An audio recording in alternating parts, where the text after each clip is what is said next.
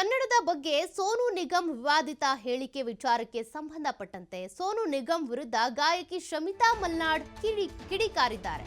ನಾನು ಸೋನು ನಿಗಮ್ ಅವರ ಧ್ವನಿಗೆ ಅಭಿಮಾನಿಯಾಗಿದ್ದೇನೆ, ಆದರೆ ಸೋನು ನಿಗಮ್ ಅವರ ಉದ್ಧಟತನಕ್ಕೆ ಅಭಿಮಾನಿಯಲ್ಲ ಅಂತೇಳಿ ಶಮಿತಾ ಮಲ್ನಾಡ್ ಅವರು ಕಿಡಿಕಾರಿದ್ದಾರೆ. ಅವರ ಧ್ವನಿಗೆ ನಾನು ಅಭಿಮಾನಿದೆ, ಅವರಷ್ಟೇ ಅಲ್ಲ ಅನೇಕರು ಅಭಿಮಾನಿಗಳಿದ್ದಾರೆ, ಬಟ್ ಅವರ ಉದ್ಧಟತನಕ್ಕೆ ಅಭಿಮಾನಿ ಅಲ್ಲ. ಕನ್ನಡವನ್ನ ಪೆಹಲ್ಗಾಮ್ಗೆ ಹೋಲಿಸಿದ್ದು, ಪೆಹಲ್ಗಾಮ್ ದಾಳಿಗೆ ಹೋಲಿಸಿದ್ದು ಒಪ್ಪುವಂತದ್ದಲ್ಲ. ವಿವಾದದ ಬಳಿಕವೂ ಸೋನು ನಿಗಮ್ ಕ್ಷಮೆ ಕೇಳಿಲ್ಲ. ಒಂದು ಕ್ಷಮೆ ಕೇಳಿದ್ರೆ ಎಲ್ಲವೂ ಸರಿ ಹೋಗ್ತಾ ಇತ್ತಲ್ವಾ? ಇದು ಅವರೇ ಮಾಡಿಕೊಂಡಂತ ಸ್ವಯಂಕೃತ ಅಪರಾಧ.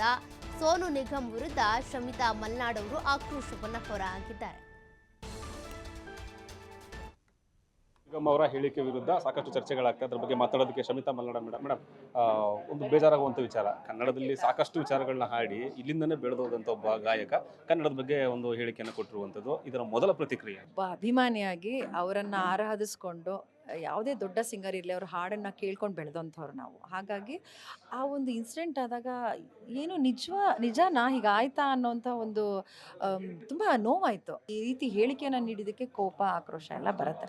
ಒಬ್ಬ ಕನ್ನಡಿಗರಾಗಿ ಕನ್ನಡ ಭಾಷೆಯ ಮೇಲೆ ಯಾರೇ ಏನೇ ಹೇಳಿದ್ರು ಅದು ಸುಮ್ಮನೆ ಹೇಳೋದಿದೆಯಲ್ಲ, ಅದನ್ನು ಯಾವ ಕನ್ನಡಿಗನೂ ತಡ್ಕೊಳಕ್ಕೆ ಸಾಧ್ಯ ಇಲ್ಲ. ಹಾಗಾಗಿ ಖಂಡಿತ ಬೇಜಾರಾಗಿದೆ.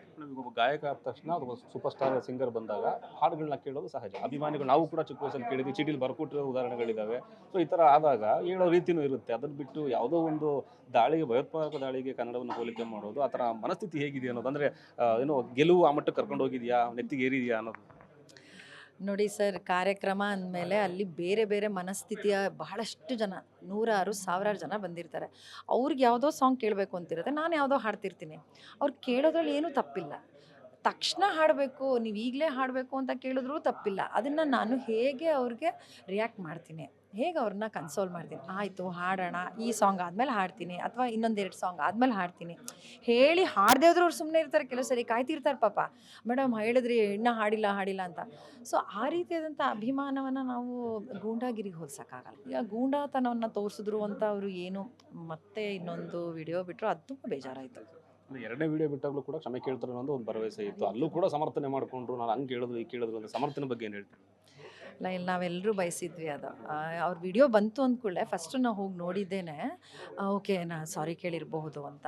ಬಟ್ ಅಲ್ಲೇನು ಪಶ್ಚಾತ್ತಾಪ ಅಂತ ನಮ್ಗೆ ಅನ್ನಿಸ್ಲಿಲ್ಲ. ನಿಮಗೂ ಗೊತ್ತಾಗಿರುತ್ತೆ ವಿಡಿಯೋದಲ್ಲಿ ಎಲ್ಲೂ ಅವರು ಕನ್ನಡದ ಬಗ್ಗೆ ಹೌದು ನಂಗೆ ತುಂಬ ಗೌರವ ಇದೆ ಅದೆಲ್ಲ ಹೇಳ್ತಿದ್ದಾರೆ ಹೊರತು, ಕನ್ನಡಿಗರು ವಿಷಯ ಬಂದಾಗ ಆ 4-5 ಜನ ಗೂಂಡಾಗಳಿದ್ರು, ನಾನು ಅವ್ರಿಗೆ ಹೇಳಿದೆ ಅಂತ ಎಲ್ಲೋ ಒಂದು ಕಡೆ ಸಣ್ಣ ತಪ್ಪಾಗಿದೆ, ಅಥವಾ ಮಾತಿನ ಭರದಲ್ಲಿ ನಾನು ಹೇಳಿದೆ. ನಿಮಗೆ ನೋವಾಗಿದ್ದರೆ ಕನ್ನಡಿಗರನ್ನ ನಾನು ಕ್ಷಮೆ ಕೇಳ್ತೀನಿ, ಇಷ್ಟೇ ಇದ್ದಿದ್ದು. ಆದರೆ ಅದು ಬರಲಿಲ್ಲ, ತುಂಬ ಬೇಜಾರಿದೆ. ಕೊನೆಯದಾಗಿ ನೀವು ಅಭಿಮಾನಿ ಆಗಲ್ಲದೆ ಕನ್ನಡದ ಹಾಡುಗಾರರಾಗಿ, ಕನ್ನಡದ ಒಬ್ಬ ಸಂಗೀತಗಾರರಾಗಿ ಸೋನು ನಿಗಮ್ ಅವರಿಗೆ ಏನೋ ಒಂದು ಸಂದೇಶವನ್ನು ಕೊಡೋಕೆ ಬಯಸ್ತೀನಿ.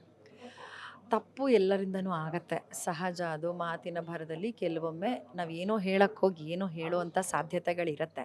ಹಾಗಾಗಿ ಕ್ಷಮೆ ಕೇಳೋದ್ರಲ್ಲಿ ಎಲ್ಲ ತಪ್ಪುಗಳು ಮುಳುಗೋಗ್ಬಿಡ್ತಾಯಿತ್ತು.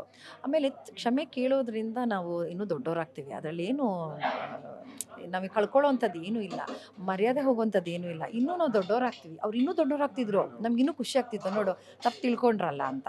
ಬಟ್ ಅದಾಗಿಲ್ಲ. ಹಾಗಾಗಿ ಖಂಡಿತವಾಗ್ಲೂ ಕ್ಷಮೆ ಕೇಳಿ ಅಂತ ನಾವು ಕೇಳ್ತೀವಿ. Thank you. ಎಸ್, ಇದು ಶಮಿತಾ ಮಲ್ನಾಡ್ ಅವರ ಮಾತು. ಕ್ಯಾಮ್ರಾ ಪರ್ಸನ್ ಪ್ರಭು ಜೊತೆ ರಮೇಶ್, TV5 ನ್ಯೂಸ್, ಬೆಂಗಳೂರು.